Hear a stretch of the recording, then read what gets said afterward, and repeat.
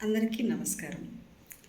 ఈరోజు నేను చెప్పబోయే పాయింట్ ఏంటంటే, మేము అన్నతో కలిసి అంటే వైవీఆర్ అన్నతో కలిసి క్యాంపెయినింగ్‌కి వెళ్ళినప్పుడు అన్న ఏం చెప్తూ ఉన్నారంటే, ఇప్పుడు మనకు జరుగుతున్నది గుంతకల్ నియోజకవర్గంలో శాంతికి, అశాంతికి మధ్య, న్యాయానికి, అన్యాయానికి మధ్య పోరాటం జరుగుతుంది.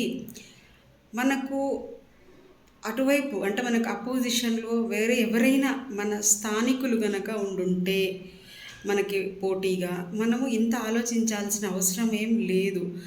పోటీ అయితే చాలా హెల్తీగానే జరిగేది.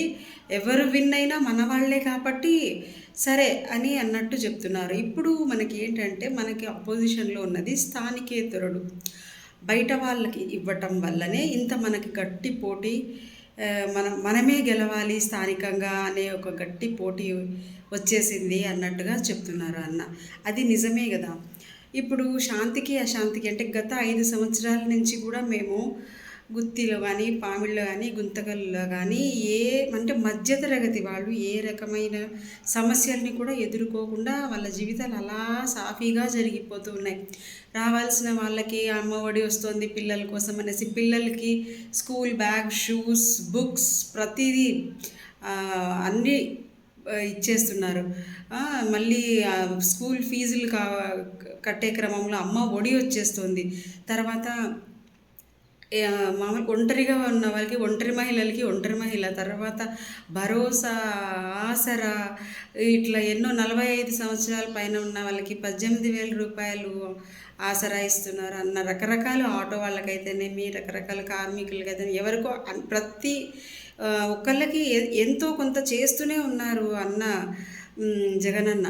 సో మనము బయటికెళ్ళినప్పుడు బయట కార్యకర్తల నుంచి కూడా కొంతమంది ఏమని చెప్తున్నారంటే, "అన్న వాళ్ళకైతే వాళ్ళకు కూడా వచ్చినాయన్న ఇల్లు. మన వాళ్ళకి కొంతమందికి రాలేదు" అని చెప్తున్నారనమాట. అంటే మనం ఆలోచించాల్సింది ఏంటంటే, బయట వాళ్ళు అంటే మన జెండా పట్టుకోకుండా లేకపోతే మనకు ఓటెయ్యకుండా ఉండే వాళ్ళకే నేను మన వాళ్ళకే కాదు నేను సీఎం అంటే అందరికీ సీఎంనే అన్నట్టు ఆయన పారదర్శకంగా అందరికీ ఇస్తున్నారు. ప్రతి ఒక్కటి ఎవరికి అప్లై చేసుకున్న ఆరోగ్యశ్రీ అయితేనేమి, ఇల్లు అయితేనేమి ఏవైనా కానీ వీళ్ళు మన వాళ్ళ, బయట వాళ్ళ అని కాకుండా అంత మన వాళ్ళే.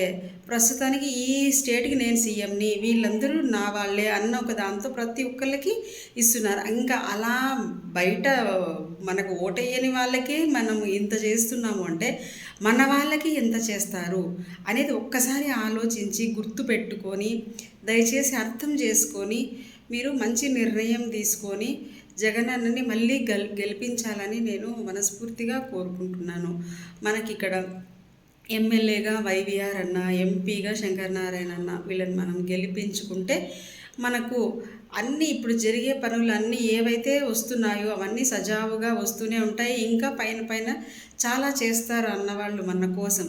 సో మీరు దయచేసి కొంచెం అందరూ ఆలోచించి నిర్ణయం తీసుకొని ఫ్యాన్కి ఓటేసి గెలిపిస్తారని నమ్ముతూ మీ డాక్టర్ శాంతిప్రియ.